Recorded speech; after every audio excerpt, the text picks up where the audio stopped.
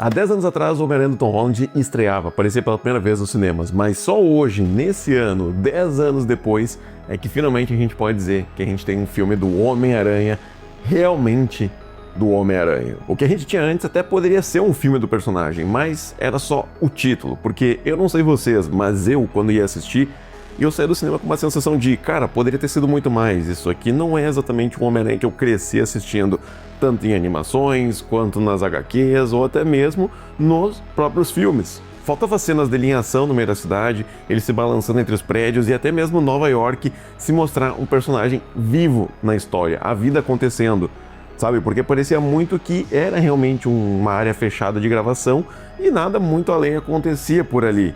E isso até mesmo falando quando apareciam aquelas cenas em Homecoming, quando ele estava na escola, lá no colégio, e, cara, parecia que era realmente um mundo fechadinho ali.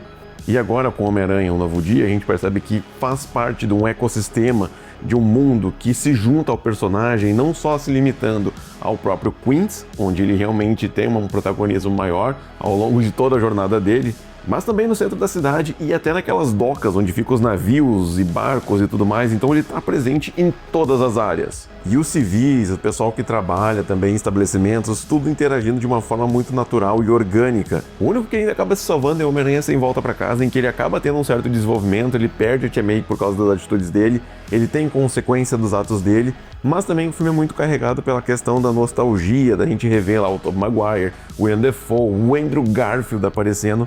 Então, esse filme tem um apelo emocional da nostalgia, do fanservice, porém começa, depois de 3 filmes, a desenvolver esse personagem, ele colher consequências dos atos dele. E não só mostrando que ter superpoderes é simplesmente diversão, sair com os amigos, tirar férias. Não, o negócio é muito mais complexo do que isso.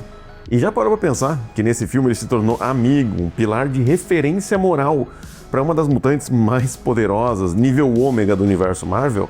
E simplesmente tudo isso aconteceu com humanidade. Porque aquelas cenas da Tia May conversando com o Peter lá em De Volta ao Lar foram melhoradas tipo 300% a partir desse novo diretor, trazendo muito mais profundidade aos personagens do que a gente viu lá no passado. E é muito massa ver que eles tentaram trabalhar aqui cenas parecidas com que o Peter do Tobey Maguire vivia lá com o Tio Ben, aquelas lembranças em momentos complexos ou momentos simplesmente de conversa que ele tinha com ele mesmo, ele trazia a imagem do Tio Ben para esclarecer as ideias dele e tomar decisões. O trabalho em equipe dele com o Justiceiro funcionando muito bem. O Hulk, cara, mostrando que a galera ainda fica no hype com ele, principalmente quando ele tá no modo selvagem, porque até então passou vários e vários filmes e ele tava daquele jeito meio tipo, sabe? Ah, mas em Thor Ragnarok ele tava lá mais descontrolado, mas não é o verdadeiro Hulk que muita gente também conheceu, né? Nas histórias ou até mesmo lá em Vingadores de 2012. E agora, finalmente, ele deu as caras de novo. Se vai voltar exatamente aquele formato ali, aí fica a dúvida. Mas que a galera quer ver aquilo acontecendo de novo, com certeza sim. E isso faz parte de um dos personagens que esse novo diretor conseguiu melhorar, cara. Porque a Tia May, ela não se tornou mais aquela, a tia toda bonitona do Homem-Aranha, que até se aproveita das habilidades dele para chamar público para evento. Não, ela teve momentos de conversa mais profundas com ele que nunca foi mostrado direito nos filmes anteriores, então ninguém ligava muito para a relação dos dois. Agora, o Hulk se tornando o verdadeiro personagem em anos de existência no MCU ali, e aí a gente vai pro Ned e a MJ, que são personagens que eu ainda acho que deveriam ter, digamos, descartado, esquecido, deixado para lá, e ele construiu um novo círculo de amizades, né, nessa nova fase. Porém, tá, antes de eu continuar, vale eu dizer aqui que eu gostei do jeito que foi abordado esses dois, tá? A MJ não tá se vestindo mais como se ela morasse debaixo da ponte, né? Ela não tem piadas tão desnecessárias, ela tem um humor que funciona, mas ela também tem uma maturidade interessante, sabe? Ah, mas naquele tempo eles eram mais crianças, adolescentes ali. Mas, cara, não é porque eles eram adolescentes, coisa que dá pra fazer daquele jeito que foi feito. Tá? Muita coisa tirada, mal trabalhada, a relação dos dois eu não sentia peso nenhum, tá? Se acabasse acontecendo o que aconteceu com a Gwen Stacy lá em TASM 2 e acontecesse com ela, talvez não teria tanto impacto assim, porque não foi bem construído. O Ned, então, é outro, cara. E aqui eles estão muito mais interessantes, então assim, acho tá? Na minha opinião, que a gente deve aí dar mais uma oportunidade para ver o que eles vão construir. Mas, no fundo, eu ainda acho que, sei lá, ainda fico com um pouco de pé atrás. Até porque, eu não sei se foi só easter egg ou eles simplesmente quiseram brincar com os fãs em tela, porque quem é fã de verdade, naquela cena que o Peter tá se movimentando lá, tipo, com as coisas dele, né? Fazendo aquela mudança de local onde ele vai construir o setup dele e tal. Tem um momento que ele se encontra com uma menina loira ali perto do elevador, usando um tipo de gorro, se eu não me engano. Não é dito o nome dela, mas e se ela é a Gwen Stacy? Eu até acho difícil, porque eles estão adaptando a Mary Jane como MJ, a não ser que tudo mude, né? Porque, né? E além dessa suposta Gwen Stacy, a gente tem a Cindy Moon na sala lá de aula do Dr. Banner. Então, eles estão construindo aí algumas referências que eu não sei até que ponto, né? No futuro isso aí vai ser apenas referências ou se vão realmente trazer esses personagens em tela, mas existe um rumor que eu não achei tão interessante, talvez pode ser que essa seja a última trilogia mesmo do Tom Holland com o Homem-Aranha, de quererem já trazer o Miles Morales. O Peter, de certa forma, ele está se tornando um mentor, né, um tipo de referência para outros heróis, tá? E esse é só o primeiro filme dessa nova trilogia, então a gente tem mais ou menos o que? Quase mais 10 anos à frente, até mais 2 filmes dele, né? Daria uns 6, 7 anos, mais ou menos, para ter mais 2 filmes. Então até lá é possível que eles coloquem um Miles Morales. Eu ainda acho que podia ser mais uma trilogia, tipo, termina essa e aí começa a outra, e que aí na terceira trilogia, aí talvez terminar essa passagem de manto, mas detalhe, eu não queria que o Peter Parker do Tom Holland acabasse morrendo. Eu acho que eles poderiam aproveitar isso no futuro para construir pela primeira vez, né, nas telonas, porque nos quadrinhos teve seu momento também, de que, cara, o Peter pode ser feliz no final, ele pode daqui a pouco ter uma família, não precisa necessariamente morrer e passar um manto, né? Eu acho que isso já tá de certa forma meio batido. Eu acho que seria muito legal ele, tipo, ficar mais velho, ensinar, passar o seu legado para a geração mais nova, e aí então seguir a sua vida e tudo mais, existir naquele universo, enfim, viver a sua vida e aí fazer essa passagem de manto. Eu gostaria de ver isso. Cara, imagina, pela primeira vez a gente vê um Homem-Aranha constituir família no cinema. Tipo, cara, finalmente ele vai ser feliz, cara. E não quer dizer que ele vai ser feliz o resto da vida, até porque a gente sabe, né, que a vida tem essas oscilações, ainda mais para um personagem super. Mas assim, a gente viu, né, brevemente em Sem Volta para Casa, que o Homem-Aranha do Tobey conseguiu criar, né, ter a sua família com a Mary Jane, teve filhos, conseguiu fazer as coisas darem certo. Então, por que esse Homem-Aranha que tá tendo seu sucesso, teve o seu primeiro quarto filme, no futuro não pode ter o seu final feliz também mostrado pra gente? E que baita surpresa positiva foi a interpretação da Seth Sink como Jean Grey. Aquela atuação absurda na revelação do que seria o V-Max. Cara, muito bom. E por não se tratar de um conflito multiversal, cheio de personagens simplesmente só enfiado em tela, com cena desnecessária, cara, eu vejo que eles trabalharam muito bem esse paralelo dos dois, né? Dois personagens muito fortes, tendo que enfrentar a solidão das suas formas diferentes, né? Como, por exemplo, eu acho, né? Não diminuindo tanto, mas, por exemplo, a dor que a Jean sentia, né? De, pô, a mãe abandonou, né? Foi criada pela irmã e a irmã foi tirada à força, obviamente vai criar um trauma nela. Mas imagina o trauma que o Peter carrega de ter crescido com uma pessoa que tinha essa conexão, né, forte com ele, passava conselhos, era presente e que apoiava ele, né, mesmo com tudo que acontecia, sabia do segredo dele e ainda assim, né, acreditava e apoiava. E por causa dele, né, por causa das atitudes dele, somado ali com coisas que ela também insistiu, mas ele teve relação diretamente com isso também, ele foi o causador da morte dela. Então imagina carregar esse peso dele ser o responsável e não alguém ter te tirado aquilo, sabe? E apesar de tudo isso, ele ainda ser a pessoa que consegue inspirar os outros. O pior trauma ser uma das maiores forças dele. E esse filme não supera o Homem-Aranha 2 de 2004, mas com certeza é um dos melhores desde então.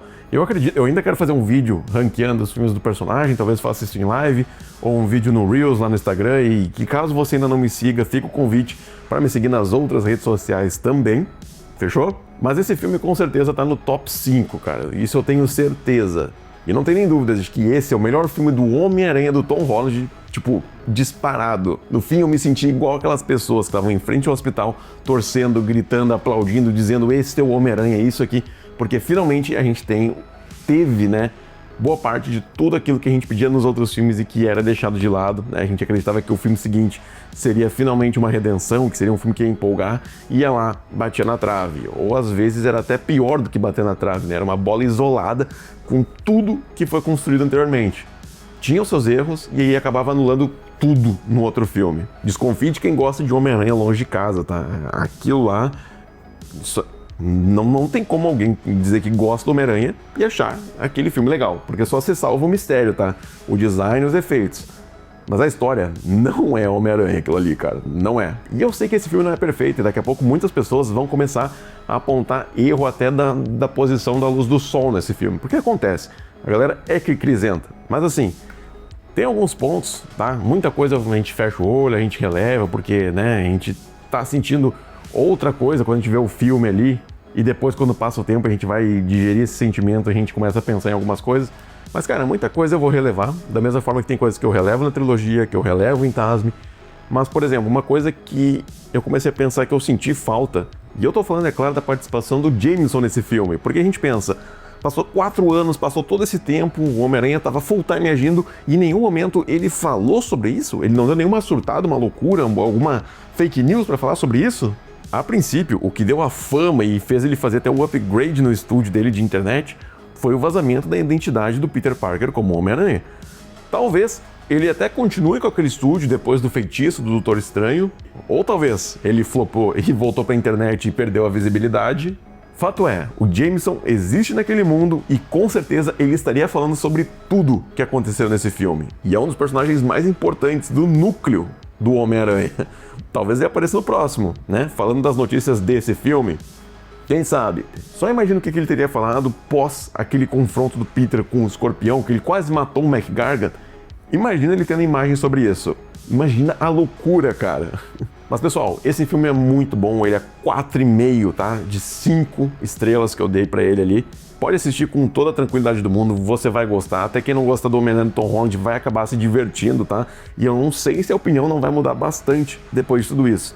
Claro, todo mundo sabe que o meu Homem-Aranha favorito é o Tobey Maguire, tem até ele estampado no braço, mas não tem como tirar os méritos da versão do Andrew. E agora finalmente dá pra comparar, botar ali no meio, né, de que, né, porque agora realmente é um filme do Homem-Aranha, colocar como o Tom Holland sendo um ótimo ator, um ótimo personagem, um ótimo...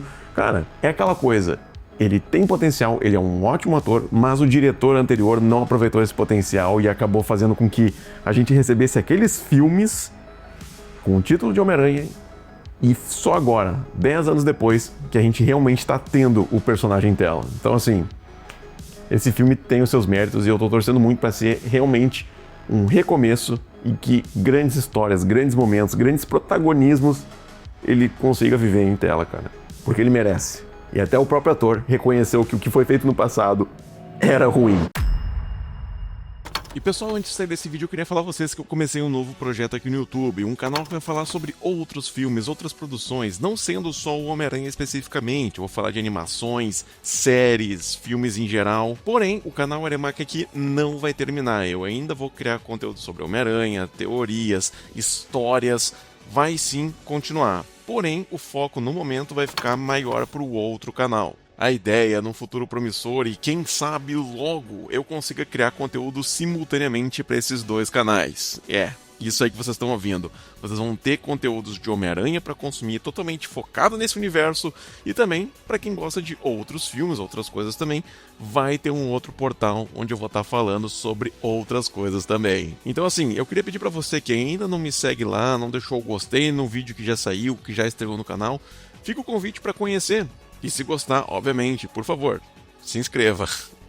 Mas por hora então é isso, pessoal. Eu espero de verdade que vocês tenham gostado dessa notícia, gostado desse vídeo, gostado do novo filme do Homem-Aranha e que, se Deus quiser, cara, eu espero muito. Você sabe o quanto eu tenho saudade de criar conteúdo aqui, ficar 100% focado nessas ideias, construir vídeos incríveis que vocês possam se conectar, refletir. Isso é ouro puro, cara, e eu sinto muita falta disso, sério. Então se você gosta do meu trabalho, gosta das coisas que eu trago pra cá, pra internet, vai lá dar uma força e vamos construir juntos aí esse futuro que muito em breve pode ser realidade. Valeu, pessoal, tamo junto e até uma próxima. Valeu!